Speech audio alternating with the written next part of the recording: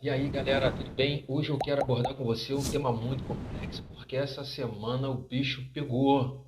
O bicho pegou. Um grande amigo tentou cometer suicídio.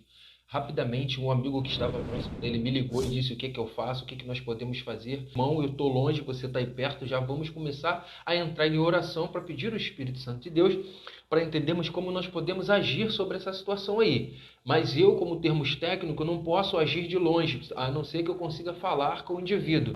Mas vamos tentar algumas coisas aqui. Ele está falando contigo, manda tal mensagem para ele. E assim fomos fazendo. E assim nós conseguimos impedir uma pessoa de tirar a própria vida. E aí é o seguinte, eu quero abordar com você que existe algumas questões que nós podemos debater aqui, né, a respeito do suicídio, como nós podemos prevenir, como nós podemos dar um passo, estar um passo à frente dessa questão. Primeiro, vamos lá, eu também já tentei tirar a minha própria vida num momento de muito estresse e depressão. Por que que eu estou rindo? Porque eu falo com alegria, porque eu fui alcançado pela graça de Deus e tenho certeza que se você que está aí está pensando da mesma forma, eu quero que essa alegria que está em mim entre em você e você vai deixar de cometer essa idiotice, cara. Isso é um ato de egoísmo e individualismo, porque você tentando resolver um problema, você está causando muitos outros sofrimento e dor em quem não merece sofrer, muitas vezes pelo nosso vacilo ou por vacilo de outras pessoas, tá bom? Então vamos lá, vamos abordar o tema. Suicídio é uma ação de autodano, né? É uma autolesão. O que significa que a pessoa quer pôr fim a um problema existencial. Existe uma iniciação que dividimos em três atos. Primeiro, pensar. Segundo, cogitar. E o terceiro é planejar.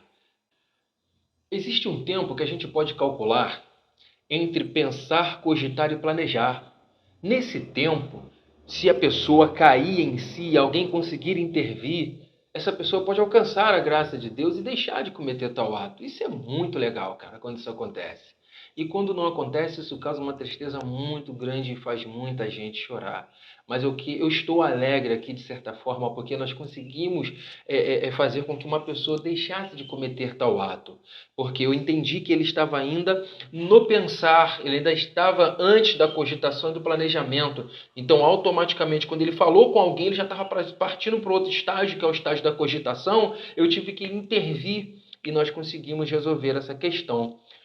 Muitos não passam do fator da ideação, né? Para nesses três tópicos aí e não comete o suicídio porque houve assim uma interrupção do pensamento negativo, cortando as energias do mal que estava ali dentro daquele cérebro, dentro do coração dessa pessoa tão querida que não pode, claro, tirar a própria vida. Então alguns caem na real, deixam de cometer o suicídio e percebem também que seria um ato tão idiota, cara, tão egocêntrico, que não vale a pena realmente você fazer isso, tá? O suicídio, claro que são dados, né, que a gente pode pesquisar um pouco mais, mas ele ocorre a partir da adolescência, porque existe casos entre jovens, né, que se mutilam, cortam o próprio pulso, talvez por abandono, talvez assim por espancamento, talvez por abuso sexual. Isso eu falo mais um pouco à frente, mas eu quero abordar aqui que é o seguinte: a partir dos 12 anos de idade já se começa a crescer um número muito ruim, né, para a questão aí do suicídio. Nenhum número é bom, claro, nenhum número é bom. A gente quer que o número que seja do suicídio seja zero, né? Não tem como ser zero com uma sociedade doente da qual nós estamos vivendo hoje, onde nossos jovens, nossos adolescentes, até mesmo os adultos ou anciões estão passando por diversos tipos de problemas. A partir dos 30 anos, o número aumenta. Existe uma grande massa de pessoas que pensam em tirar a própria vida após os 30 anos. Por que será? Existem algumas pesquisas, e uma das pesquisas que eu estava fazendo nos dias de hoje, tá? Inclusive no nosso link aí embaixo, e o maior número que me preocupa é entre homens, entre os homens. Por que seria entre os homens? A maioria dos homens que tem uma autorresponsabilidade, que tem uma família e que não consegue assim alcançar o sucesso para com a sua casa, com o seu trabalho, com seus planos, até mesmo na sua vida espiritual, eles se culpam muito, são muito atingidos e por isso não tem talvez uma ajuda em tempo hábil, né, para que não cometa tal ato. Mas isso também ocorre muito entre as mulheres, por questões de abusos sexuais, abuso de poder do marido dentro de casa, abuso dos pais, lembranças ruins pós-traumáticas. Eu vou falar sobre isso já já, mas agora eu quero falar sobre algo que me preocupa também. Entre ricos e pobres, o grande número, ele existia uma margem, né, aonde muitos ricos cometiam suicídios e poucos pobres cometiam suicídios. A ponto de hoje isso está 60-40. Ou seja, quando a gente fala 60-40, é que falta 10% para igualar esse negócio, a gente não quer que isso aconteça, não, pelo contrário, tem que abaixar isso em nome de Jesus, tá? Então, uma outra situação que eu quero te falar é sobre outros fatores que a gente pode entender melhor essa questão do suicídio. Existe um transtorno, né, depressivo maior, que é onde a pessoa ela entra no estado de depressão que perde totalmente o controle sobre suas emoções e ações.